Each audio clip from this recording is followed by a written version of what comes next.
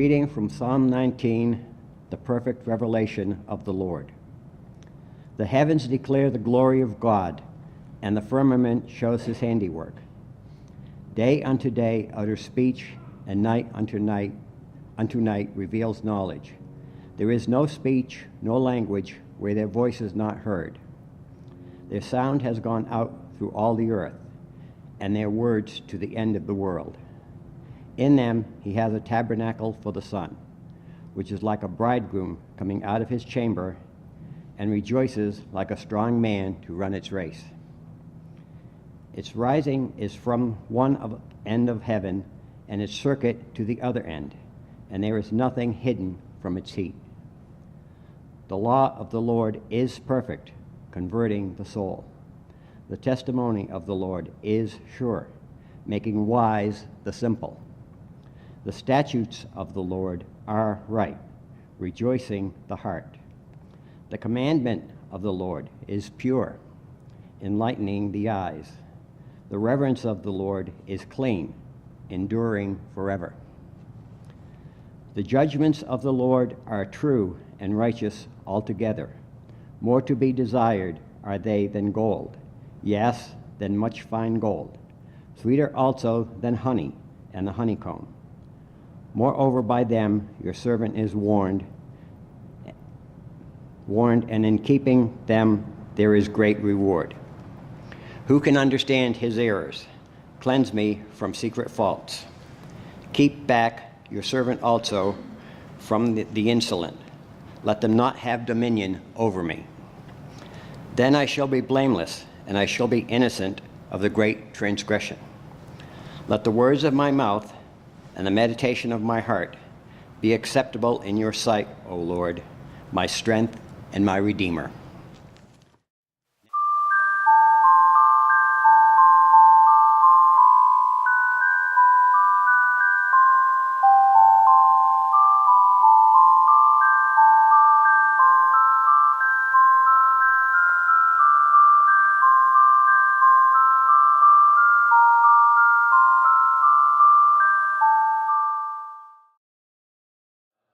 As we do enter our Easter season, and our Easter day, which is on Tuesday, let us read from the prophecy of the end times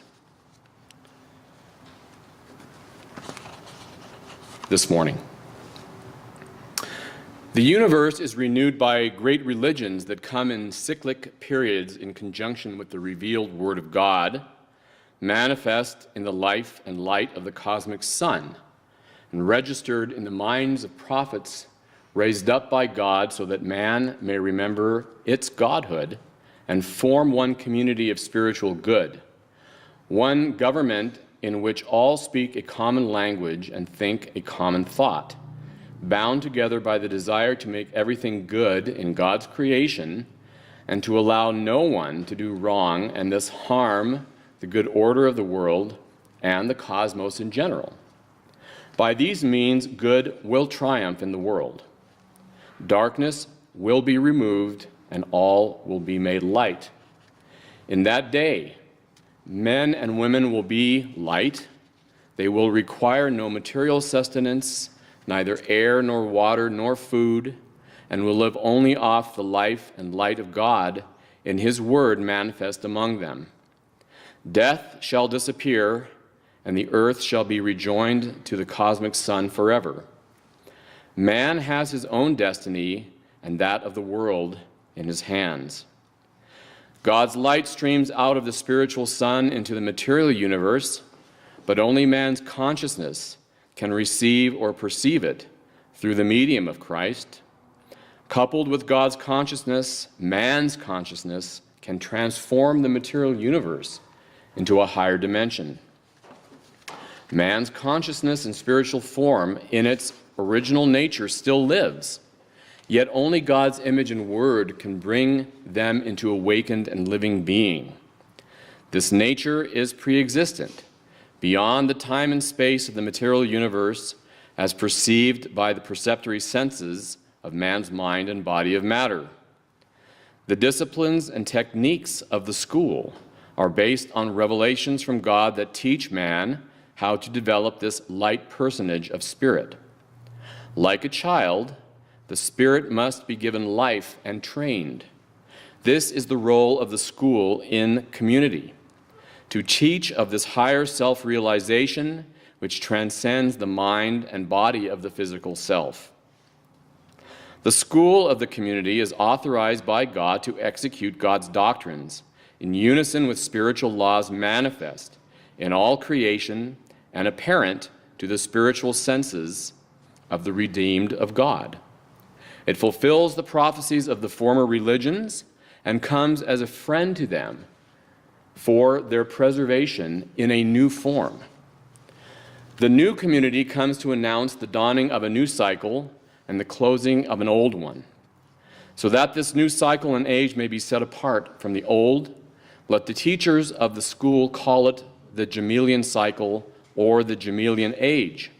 For I was the first of the race to be redeemed under the second coming of God.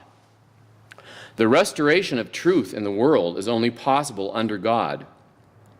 Truth must be revealed of God in order for man to know of it, for truth is not of itself generated or known in the world.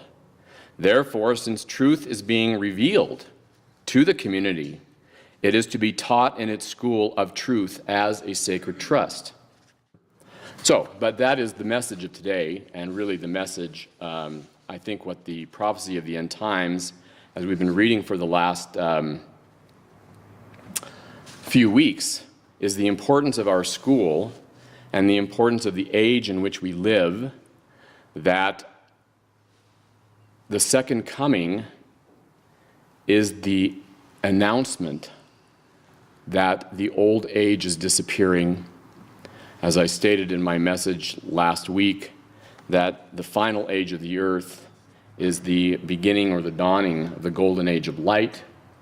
And because we live in space and time, we are slowly going through a transformation and witnessing a transformation that in reality, in spiritual realms, has already occurred. We do live in that other dimension, and we can experience what is happening in those other dimensions by our spiritual perceptions, but it is our duty to aid the beings of light and God manifest in the Son of Righteousness by projecting